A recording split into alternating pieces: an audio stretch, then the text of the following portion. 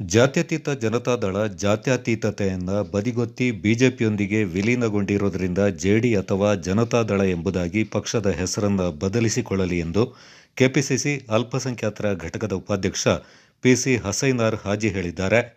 ಕೊಡಗು ಚಾನಲ್ನೊಂದಿಗೆ ಮಾತನಾಡಿದ ಅವರು, ಜೆಡಿಎಸ್ನಲ್ಲಿ ಈಗ ಜಾತ್ಯತೀತತೆ ಉಳ್ಕೊಂಡಿಲ್ಲ, ಹಾಗಾಗಿ ಪಕ್ಷದ ಹೆಸರನ್ನು ಬದಲಾಯಿಸುವುದು ಸೂಕ್ತ ಎಂದರು. ಕೇಂದ್ರದಲ್ಲಿ ಬಿಜೆಪಿ ಅಧಿಕಾರಕ್ಕೆ ಬಂದ ಮೇಲೆ ಯಾವುದೇ ಅಭಿವೃದ್ಧಿ ಕೆಲಸಗಳನ್ನು ಮಾಡದೆ ಕೇವಲ ಧರ್ಮ ಜಾತಿಯ ನಡುವೆ ವೈಷಮ್ಯ ಸೃಷ್ಟಿಸುವ ಕೆಲಸ ಮಾಡ್ತಾ ಇದೆ. ಕಾಂಗ್ರೆಸ್ನ ಜನಪ್ರಿಯ ಗ್ಯಾರಂಟಿ ಯೋಜನೆಗಳು ಹಾಗೂ ಅಭಿವೃದ್ಧಿ ಕೆಲಸಗಳನ್ನು ಜನ ಮೆಚ್ಚಿಕೊಂಡಿದ್ದು, ಈ ಬಾರಿ ಮೈಸೂರು ಕೊಡಗು ಲೋಕಸಭಾ ಕ್ಷೇತ್ರದ ಕಾಂಗ್ರೆಸ್ ಅಭ್ಯರ್ಥಿ ಎಂ ಲಕ್ಷ್ಮಣ್ ಸೇರಿದಂತೆ ರಾಜ್ಯದಲ್ಲಿ ಕಾಂಗ್ರೆಸ್ ಗೆಲುವು ಸಾಧಿಸುವ ಮೂಲಕ ಹೆಚ್ಚಿನ ಸ್ಥಾನ ಪಡೆಯಲಿದೆ ಎಂದು ವಿಶ್ವಾಸ ವ್ಯಕ್ತಪಡಿಸಿದ್ದಾರೆ. ಕಳೆದ ವಿಧಾನಸಭಾ ಚುನಾವಣೆಯಲ್ಲಿ ಜೆಡಿಎಸ್ ಬಿಜೆಪಿಯಲ್ಲಿ ಗುರುತಿಸಿಕೊಂಡಿದ್ದ ಹಲವರು ಇದೀಗ ಕಾಂಗ್ರೆಸ್ನ ಅಭಿವೃದ್ಧಿ ಯೋಜನೆಗಳನ್ನು ಮೆಚ್ಚಿ ಕಾಂಗ್ರೆಸ್ ಪಕ್ಷವನ್ನ ಸೇರ್ತಾ ಇದ್ದಾರೆ. ಇದರಿಂದಾಗಿ ರಾಜ್ಯದಲ್ಲಿ ಕಾಂಗ್ರೆಸ್ಸಿಗೆ ಮತ್ತಷ್ಟು ಬಲ ಹೆಚ್ಚಲಿದೆ ಎಂದರು. ಈ ಸಂದರ್ಭ ಜೆಡಿಎಸ್ ಬಿಜೆಪಿ ಪಕ್ಷಗಳನ್ನು ತೊರೆದು ಕಾಂಗ್ರೆಸ್ ಸೇರ್ಪಡೆಗೊಂಡ ಪ್ರಮುಖರು ಹಾಜರಿದ್ದರು. ಎಲ್ಲ ನಮ್ಮ ಲಕ್ಷ್ಮಣ ಕ್ಯಾಂಡಿಡೇಟು ಮತ್ತೆ ಪೊನ್ನಣ್ಣ MLA ಮತ್ತೆ DC ಪ್ರೆಸಿಡೆಂಟು ಅವ್ರ ಎದುರುಗಡೆ ಇಲ್ಲಿ ಭಾರಿ ಜನ ಪಾರ್ಟಿಗೆ ಇವತ್ತು ಸೇರ್ಪಡೆ ಆಗಿದೆ. ಆ ಜನ ಎಲ್ಲ ಇದು ದಳದಲ್ಲಿದ್ದವರು, ಯಾಕಂದ್ರೆ ದಳ ಬಿಜೆಪಿ ಗೊತ್ತು ನೋಡಿ. ಅದರಿಂದ ಸೆಕ್ಯುಲರ್ ಆಗಿ ಅವ್ರು ಇರೋಕ್ಕಾಗೋದಿಲ್ಲ ಅಂತ ನಮ್ಮ ಪಾರ್ಟಿಗೆ ಇವತ್ತು ಸೇರಿದ್ದಾರೆ. ಅವರು ಕೆಲಸ ಮಾಡೋಕ್ಕೆಲ್ಲ ನಾಳೆಯಿಂದ ಅವರೆಲ್ಲರೂ ಕೆಲಸ ಮಾಡ್ತಾರೆ. ಈಗ ಡೈಲಿ ನಮ್ಮ ಪಾರ್ಟಿಗೆ ಜನ ಸೇರ್ತಾ ಇದ್ದಾರೆ. ಏನು ಕಾರಣ ಅಂತ ಹೇಳಿದ್ರೆ, ಈ ದಳ ಪಾರ್ಟಿ ದಳ ಅಂತ ಹೇಳಿದ್ರೆ ಅದಕ್ಕೆ ಸೆಕ್ಯುಲರ್, JDS ಅಂದರೆ ಸೆಕ್ಯುಲರ್, ಆಯ್ತಾ, ಜನತಾದಳ ಸೆಕ್ಯುಲರ್.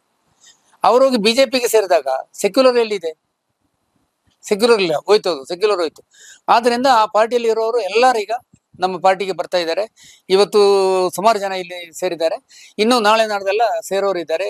ಕೆಲವು ಜನ ಈಗ ಸಂಗೀತ್ಪುರದು ಏನೋ ಪೇಪರ್ ಇವತ್ತು ಬಂದಿದೆ, ಬಟ್ ಅವರು ಪಾರ್ಟಿ ಬಿಟ್ಟು ಹೋಗೋದಿಲ್ಲ. ಅವರು ನಮ್ಮವರೇ, ಕಾಂಗ್ರೆಸ್ನವರೇ, ಕಾಂಗ್ರೆಸ್ ಅಲ್ಲಿ ಇರ್ತಾರೆ, ಕಾಂಗ್ರೆಸ್ಗೆ ಅವರು ಕೆಲಸ ಮಾಡ್ತಾರೆ. ನಮ್ಮ ಪಾರ್ಟಿಯಲ್ಲಿ ಅವರು ಇರ್ತಾರೆ.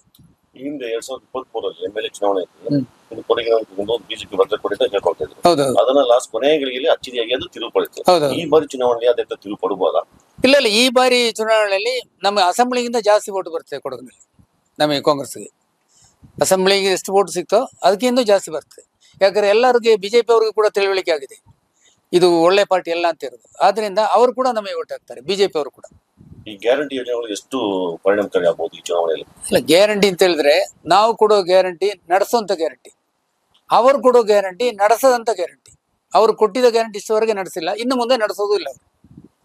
ಅಲ್ಲ, ಈಗ ಸಿದ್ದರಾಮಯ್ಯ ಸರ್ಕಾರ ಬಂದ್ಮೇಲೆ 5 ಪಂಚ ಗ್ಯಾರಂಟಿ ಕೊಟ್ಟಿದ್ದಾರೆ. ಹೌದೌದು, ಅದೆಷ್ಟು ಪರಿಣಾಮ ಬೀರಬಹುದು ಈ ಚುನಾವಣೆಯಲ್ಲಿ? ಇಲ್ಲ, ಗ್ಯಾರಂಟಿ ಪರಿಣಾಮ ಎಲ್ಲ ಇರೋದು ಈಗ ಮುಖ್ಯ ಏನಂದ್ರೆ ಗ್ಯಾರಂಟಿ ನಾವು ಏನ್ ಹೇಳಿದ್ದೇವೆ ಅದನ್ನ ನಾನು ನಡೆಸ್ತಾರೆ ಅದನ್ನ, ಆಯ್ತಾ. ಇದರಲ್ಲಿ ಏನಂದ್ರೆ ಬಿಜೆಪಿ ಮತ್ತೆ ಕಾಂಗ್ರೆಸ್ ಇರುವ ಈ ಫೈಟ್ ಉಂಟಲ್ಲ, ಮಾಮೂಲಿ ಜನರಿಗೆ ಮತ್ತೆ ಈ ಸೆಕ್ಯುಲರ್ ಹೆಲ್ತ್ ಇರೋ ಫೈಟ್ ಇದು. ಜಾತಿದು ಫೈಟ್ ಇದು. ಯಾರು ಸೆಕ್ಯುಲರ್ ಆಗಿದ್ದಾರೆ, ಯಾರು ಮಾಮೂಲಿ ಜನ ಆಗಿದ್ದಾರೆ, ಯಾರು ಒಳ್ಳೆಯವರಾಗಿದ್ದಾರೆ ಅವರು ಹೋಗುದಿಲ್ಲ ಅವರೊಟ್ಟಿಗೆ, ಆಯ್ತಾ. ಬರೀ ಹಿಂದುತ್ವ ಅಂತ ಹೇಳ್ಬಿಟ್ಟು ಹಿಂದುತ್ವವಾದಿಗಳು ಯಾರಿದ್ದಾರೆ ಅವ್ರು ಮಾತ್ರ ಅವ್ರಿಗೆ ವೋಟ್ ಹಾಕ್ತಾರೆ. ಬೇರೆಯವರೆಲ್ಲ ಈ ಸರ್ತಿ ಕಾಂಗ್ರೆಸ್ಗೆ ವೋಟ್ ಹಾಕ್ತಾರೆ. ಈಗ ಅಲ್ಪಾವಧಿಯಲ್ಲಿ ಕೇವಲ 10 ತಿಂಗಳಲ್ಲಿ ಇಲ್ಲಿನ ವಿರಾಜಪೇಟೆ ಕ್ಷೇತ್ರದಲ್ಲಿ ನಮ್ಮ ಪೊನ್ನಣ್ಣವರು ಬಹಳಷ್ಟು ಒಂದು ಅಭಿವೃದ್ಧಿ ಕೆಲಸ ಮಾಡಿದ್ದಾರೆ. ಅದನ್ನ ಕೊನೆಗಳಿಗೆ ಅವರು ಶ್ವೇತಪತ್ರ ಹೊರಡಿಸಿದ್ದಾರೆ, ಇಷ್ಟು ಅಭಿವೃದ್ಧಿ ಮಾಡಿದ್ದಾರೆ. ಅದನ್ನ ಬಿಜೆಪಿಯವರು ಬೋಗಸ್ ಶ್ವೇತಪತ್ರ ಆಗಿದೆ, ಏನು ಅಭಿವೃದ್ಧಿ ಆಗಿಲ್ಲ ಅಂತ ಹೇಳ್ತಿದ್ದಾರೆ. ಇಲ್ಲ, ಅಭಿವೃದ್ಧಿ ಅಂತ ಹೇಳಿದ್ರೆ ಬಿಜೆಪಿ ಅವರಿಗೆ ಇದೇ ಕೆಲಸ. ಏನು ನಾವು ಏನು ಮಾಡಿದ್ರೆ ಹಾಗೆ ಅಗನಿಷ್ಠ ಹೇಳೋದು, ಅದು ಅವ್ರ ಕರ್ತವ್ಯ. ಅದು ಅವರೇ ಅದನ್ನೇ ಮಾಡ್ಕೊಂಡು ಹೋಗ್ತಾ ಇದ್ದಾರೆ. ಅವರು ಏನು ಭರವಸೆ ಕೊಟ್ಟಿದ್ದಾರೆ ಅದನ್ನ ಮಾಡಿಲ್ಲ ಅಂತ ಅವರು ಮಾತಾಡೋದಿಲ್ಲ. ನಾವು ಏನು ಭರವಸೆ ಕೊಟ್ಟಿದ್ದಾರೆ ಅದು ನಾವು ಮಾಡ್ತಾ ಇದ್ದೇವೆ, ಇನ್ನು ಮುಂದೇನು ಮಾಡ್ತೀನಿ, ಅದು ಬಿಡೋದಿಲ್ಲ ಅದು. ಮತ್ತೆ ಪೊನ್ನಣ್ಣವರು ಮತ್ತೆ ಮಡಿಕೇರಿ MLA ಮಂತ್ರಿಗೌಡರನ್ನು ಇಬ್ರು ನಿದ್ರೆ ಇಲ್ಲದೆ ಕೆಲಸ ಮಾಡ್ತಾ ಇದ್ದಾರೆ, ಡೇ ಅಂಡ್ ನೈಟ್ ಕೆಲಸ ಮಾಡ್ತಾ ಇದ್ದಾರೆ ಪಬ್ಲಿಕ್ಗೋಸ್ಕರ.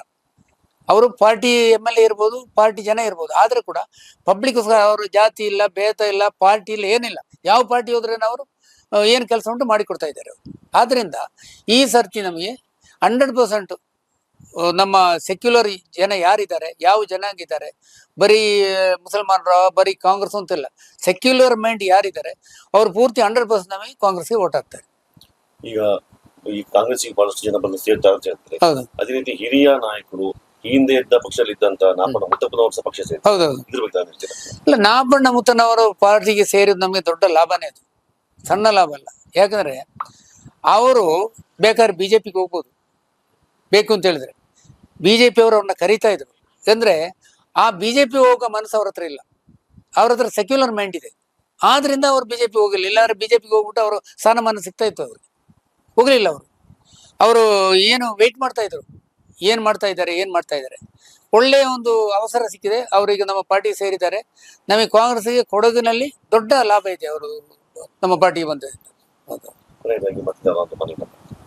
ಅದೇ ನಾನೀಗ ಪಬ್ಲಿಕ್ಸ್ಗೆ ಎಲ್ಲಾರ್ಗೆ ನಾನು ಏನ್ ಹೇಳಿದ್ರೆ, ಈ ಸರ್ತಿ ನಮ್ಮ ಲಕ್ಷ್ಮಣವರಿಗೆ ಎಲ್ಲಾರು ವೋಟ್ ಹಾಕಿ ಗೆಲ್ಲಿಸ್ಬೇಕು. ಈ ಬಿಜೆಪಿ ಅವ್ರಿಗೂ ಕೂಡ ನಾನು ಮನವಿ ಮಾಡ್ತಾ ಇದ್ದೀನಿ, ಲಕ್ಷ್ಮಣಗೆ ವೋಟ್ ಹಾಕ್ಬಿಟ್ಟು ಅವ್ರನ್ನ ಪಾರ್ಲಿಮೆಂಟ್ ಕಳಿಸ್ಬೇಕು. ಅವ್ರದ್ದು ಕೆಲಸ ಆಗ್ತದೆ, ನಮ್ದು ಕೆಲಸ ಆಗ್ತದೆ, ಅವ್ರನ್ನ ಪಾರ್ಲಿಮೆಂಟ್ ಕಳಿಸಿದ್ರೆ.